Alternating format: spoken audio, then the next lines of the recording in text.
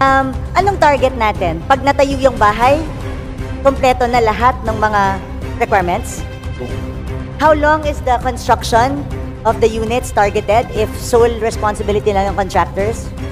Yes, number one po, kompleto na po yung tubig at kuryente at yung duration will depend kung ano po yung height ng itatayo. What about, so can we assure na kasabay na yung titulo nila?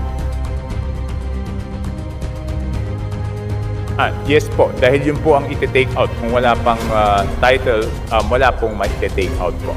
Yeah, okay. So I just wanted, kasi yun yung laging nagiging problema.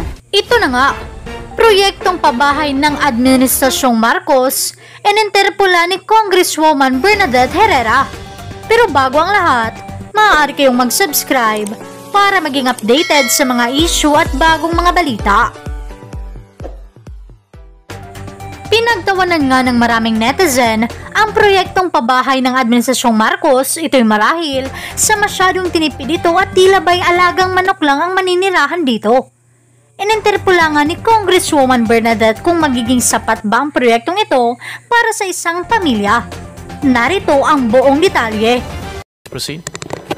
Mr. Speaker, dear colleague, base po sa inventaryo ng NHA, ang unoccupied housing units po sa ngayon is 16,614 housing units. No? Sa North Sector is 1,976, East Sector 831, South Sector 92, Region 1 and CAR 172, Region 2, 24, Region 3, 4,782, and so on. So ito po yung available. So pwede pong mag-avail or mag-apply yung ating mga kababayan if they want to avail of the housing units?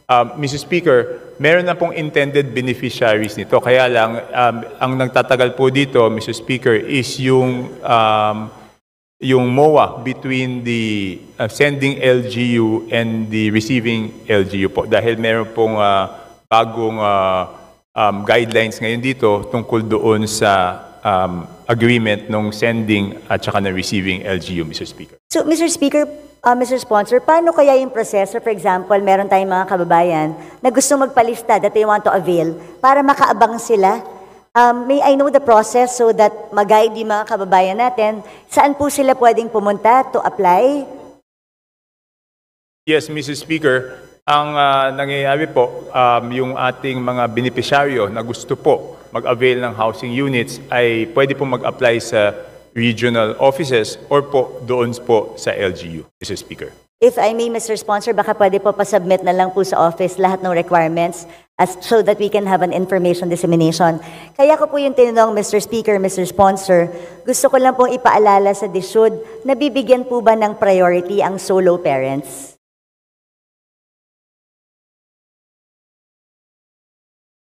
Mr. Speaker, may allocation po ang solo parents. No? But before that, paki-comply po sa ating DSUD family, paki-comply po nung request ng ating dear colleague na si Congresswoman B.H. Herrera na isabit po yung requirements doon sa application. At yes, affirmative po, meron pong para po sa ating mga solo parents, Mr. Speaker. I thank you very much po for that. I thank the good secretary and the DSUD family for doing that. Dahil nasa batas na po yan, RA 11861, na priority sila. Kung pwede rin po mag-submit kung ilang percentage ang mga naka-avail ng housing units or intended beneficiaries sa solo parents. And then, my second question, dahil maraming job order and contract of service sa DSUD, may I know if nako-consider ba yung application ng ng leave ng ating mga solo parents? Pasensya na po kayo, it was necessary for me to ask because a lot of government agencies nagkakaroon ng issue na hindi kasi covered ng employee-employer yung solo parents na nasa JO tsaka COS, even though it's in the law. So may I know if may guidelines na si DSUD when it comes to this one? Mr. Speaker, 1 minute suspension, please. Thank you. Session is resumed. Mr. Speaker, admittedly, it is not a provision of the contractual provision of the JO, no? Pero it's a very good suggestion dahil ngayon lang rin po na-realize ng DSUD na hindi nga nila na-take into consideration yung parte na yon kasi po doon sa civil service requirement, syempre po ang covered lang po doon is yung plantilla positions. But the suggestion is very much appreciated and well noted, and I have requested the DSUD family to study on how it will be incorporated in the next JO contracts, Mr. Speaker. Thank you very much. Kasi yung temporary solution, tama po kayo, Mr. Sponsor, the temporary solution is when they renew the job contracts or the contract of service, sana maisama doon your entitlement. Again, nakasaad naman po ito sa batas. So, again, thank you for the DSUD family for considering this. And then my next is, sa savings, Mr. Speaker, Mr. Sponsor, wala na akong nakitang report ng savings after 2021. Wala bang naging savings or hindi lang nagkaroon ng proper reporting? For 2022 onwards, kasi ang last reported Speaker, was 1 minute 2021. suspension, please. Thank you. Session is resumed. Yes, Mr. Speaker, tama po ang sabi ng ating distinguished colleague. Dahil po ng 2020, ang disbursement mo is 99% utilization of 100. Pagdating po ng 2021, it's 99 and 97. 2022, it's 99 and 97. Yung 2023 po, 94 and 87, ngunit may continuing pa po yan. Kaya po, wala pa pong naka-registered na savings. At admittedly, yung 2024, yun po talaga yung mababa because yan po ay inondohan po natin ng interest subsidy at yun nga, hindi pa po natapos on time yung mga housing units kaya talagang mababa po yung utilization for 2024, Mr. Speaker. Mr. Speaker, Mr. Sponsor, but for 2022, magkano yung savings na generated, na transfer sa overall savings? Because nung 2020, it's 274 million. 2021, it's 5 million or 5 billion or 5 million. Sa 2022 po is blank.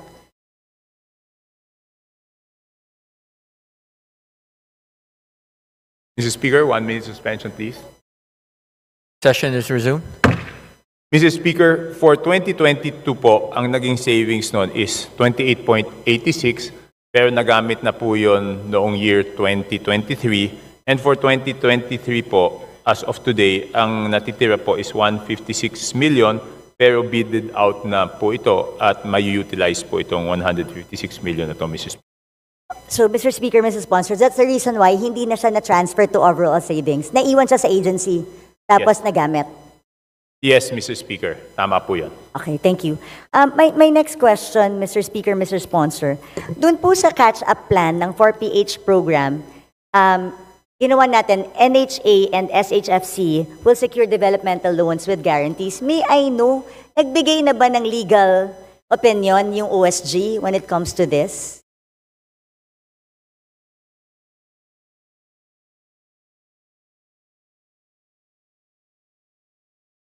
Yes, Mr. Speaker. Nasa charter po ng NHA po yan. Doon po sa SHFC may OGCC opinion na po.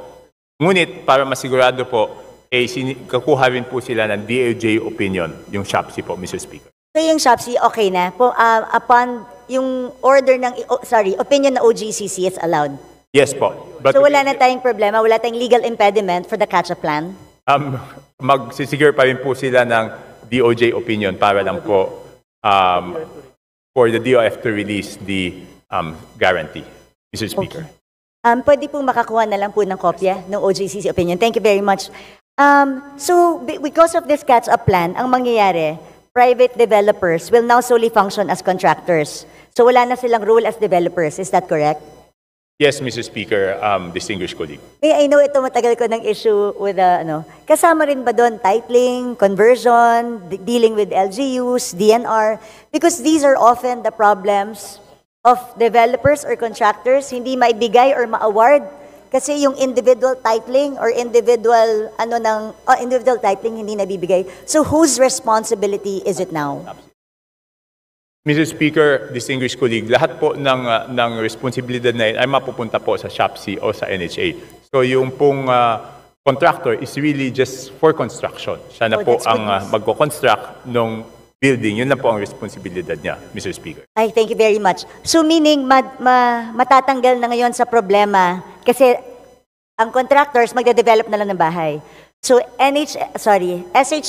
SHFC and NHA will now be the ones to process all the government requirements. Yes, tama po yung nabanggit po ng ating distinguished colleague. So yung NHA tsaka yung SHFC will act as the developer and the contractor is purely a contractor para lang maitayo yung mga building, Mr. Speaker. So meron na po ba, Mr. Speaker, Mr. Sponsor, meron ng joint memorandum circular or agreement or one-stop shop with DNR, with, I don't know, kung ano pang, concerned agencies, LRA, meron po ba tayong ganito to ensure na seamless at mabilis at efficient kasi para hindi na nagtatagal pag nag-award tayo ng mga bahay?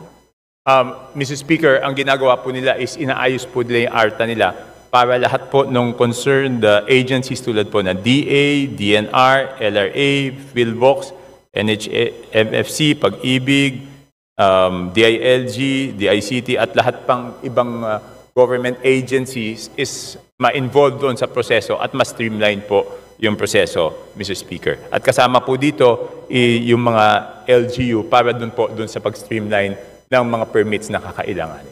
May guidelines na ba or joint memorandum circular? They're still working on it, Mr. Speaker, kasi nga nung tinanong ko kung ano po yung status ng kanilang ARTA, kasama po ito sa inaayos nila. How soon do we see this happening, Mr. Speaker, Mr. Sponsor? Mr. Speaker, ang target po nila for the joint memorandum circular is not later than December of this year, Mr. Speaker. I look forward to that, Mr. Speaker, Mr. Sponsor. Anong target natin? Pag natayo yung bahay, kompleto na lahat ng mga requirements? How long is the construction of the units targeted if sole responsibility lang ng contractors? Yes, number one po, kompleto na po yung tubig at kuryente at yung duration will depend kung ano po yung height ng itatayo. What about, so can we assure na kasabay na yung titulo nila? Yes po, dahil yun po ang iti-take out. Kung wala pang title, wala pong ma-iti-take out po. Yeah, okay. So I just wanted, kasi yun yung laging nagiging problema. So at least we're solving that now. Sana, kailan ang DOJ opinion expected?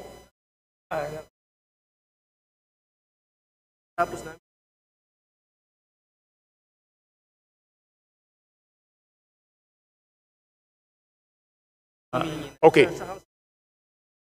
Mr. Speaker, tapos na po yung sa housing sector. So itong DOJ opinion is for the part of DOF.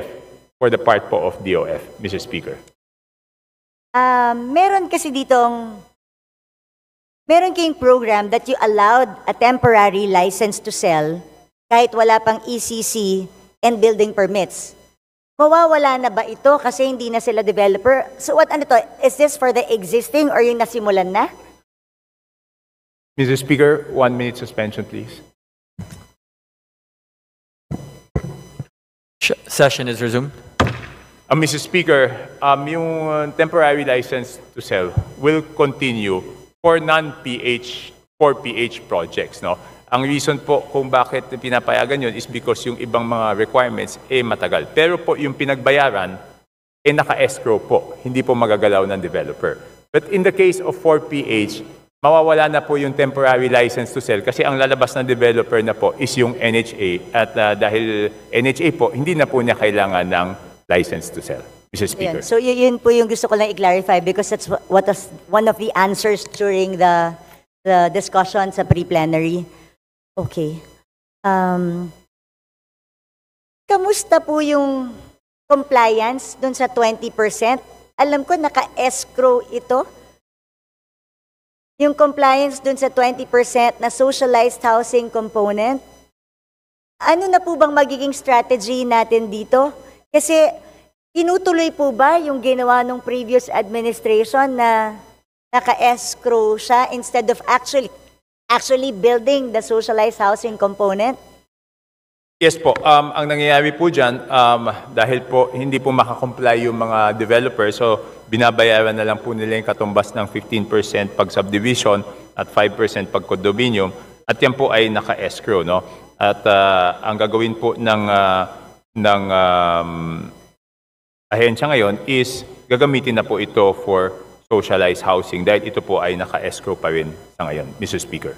Mr. Speaker, Mr. Sponsor, magkano ang total escrowed amount as of to date? Ito po. 9,213,651,554 pesos and 71 centavos. Do we have guidelines as to how we can make use, how the use of this? And can it be submitted to my office, Mr. Speaker, Mr. Sponsor? Mr. Speaker, the department will comply with the request of the Honorable Congresswoman B.H. Herrera. But siguro, in summary, how fast or paano ang magiging disbursement dito sa escrow account na ito? Mainly, it's for what? For the construction of the housing, for the development? So this is Mr. strictly Speaker, for... 1 minute suspension. Okay. Ay, sorry. No, kung gusto ko lang, strictly for, di ba, socialized housing. So, Yes. what Strictly part for socialized of socialized housing, yung 9 billion? Mr. Speaker, 1 minute suspension, please. Session is suspended. Session is resumed. Yes, Mr. Speaker. Ito pong pondong ito ay gagamitin po ng DSUD para doon sa land dev at facilities ng mga 4PH housing projects, Mr. So, Mr. Speaker, Mr. Sponsor, sa iba-ibang lugar, hindi necessarily kung ang developer ay nag-build dito, kunwari sa Metro Manila, may compliance dapat siya na 20% for socialized housing. Kahit saan sa Philippines, pwedeng gamitin yung pondo? Yes, Mr. Speaker. Kahit saan po sa Pilipinas galing yung escrow, pwede pong gamitin sa ibang parte ng Pilipinas. So how Yes, do we Mr. Speaker. decide where to use it? I think siguro kaya that's why I wanted to see the policy guidelines. Anong magiging determinant kung saan siya ilalagay na 4PH program? Yes, Mr. Speaker. Based po doon sa pangangailangan ng development, doon po nila i-allocate itong pondong ito. May guide. I just need to understand. Pero kasi ito, for socialized, ang 4PH kasi socialized housing, right? So, ang gagawa ng development is SHFC and NHA. May funding sila for this. Hindi, yun po yung paggagamitan ng guarantee. So pag nagpa-bid out po yung NHA tsaka yung SHFC, doon po ang pang-guarantee nila na mababayaran yung contractor is doon po sa guarantee. And then yung open spaces tsaka facilities nung itatayong building, yun naman po ang paggagamitan nitong 9 billion plus na naka-escrow po, Mr. Speaker. So, pang open spaces siya Open spaces and facilities. and facilities. Natanong ko nga po, bakit hindi gamitin sa pantayo ng pabahay? Sabi nila, sandali lang daw to, mauubos at later on, wala na rin silang magagamit for open spaces and facilities dahil ang ibibid out lang po talaga na gamit yung guarantee is yung mismong tirahan o mismong pabahay. Have we studied, is it not a violation of our existing laws? Kasi yung 20% should be housing units, compliance.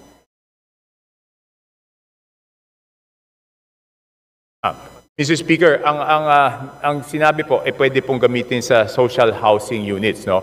And according to the DSUD, yung facilities and yung land development is included doon sa social housing project na binabanggit, Mr. Speaker. Okay, so at least magagamit. May nagamit na ba dito sa 9 billion na to ever since nag-ipon yung escrow? Mr. Speaker, previously nagamit pa po, but under this administration, wala pa pong nagagamit dito sa 9 billion ito, Mr. Mr. Speaker, pasabit na lang po ako ng mga previous nagamit kung magkano na siya. Siguro from the start na pinauso yung escrow na ito. Mr. Speaker, the department will comply. Thank you very much. For my last question, Mr. Speaker, Mr. Sponsor, doon po sa community mortgage program, ito yung lagi kong, follow up ko lang kung may kasagutan na yung guidelines kasi marami sa urban areas willing ang private owners ng land to sell yung kanilang mga properties. Kaya lang talagang mahal ang presyo sa mga urban areas. May guidelines na tayo wherein ba pwedeng i-subsidize ng SHFC, ng SHAPC, yung balance between what's allowed by government. Mr. Speaker, 1 minute suspension, please. Session is suspended. Session is resumed. Yes, Mr. Speaker, from the GAA fund po ng ating CMP, wala po tayong magagamit po doon because they requested 14 billion pero ang napunta lang po sa CMP is a mere 45 billion. Doon sa SHAPC, wala rin tayong makukuha doon dahil ang request po nila is 14.67 billion, ngunit ang napasok po lang po sa NEP is 121 billion. The proposed solution is from the guarantee, yun po ang gagamitin ang bili ng lupa na tatayuan po ng 4PH. Yun po ang nakikitang solusyon, Mr. Speaker. Mr. Speaker, Mr. Sponsor, actually yung question ko is, for example, in Quezon City, it's a perennial problem. Marami kaming informal settlers in areas na mahal ang lupa. So, kung mahal ang lupa, ang allowed lang si Quezon City government to buy it doon sa allowed under COA rules. So ngayon, magkakaroon siya ng diferensya. Kahit willing nang ibenta, hindi ba pwede siyang isama doon sa loan proceeds? That was actually my question. So that lahat ng mga lupa na willing ng may informal settlers na ibenta ng landowner at a reasonable price, may tuck in kung medium rise naman siya or medium rise building naman siya, baka pwedeng isama sa take-out or loan proceeds? Yun yung guidelines na hinihingi pa from before para for those in the National Capital Region area kasi na maraming informal settlers. But the lot is just basically too high to be purchased by the city government. I think si Ginoong Sponsor would know that because that's also a problem in Navotas. Yeah, Mr. Speaker, 1 minute suspension, please.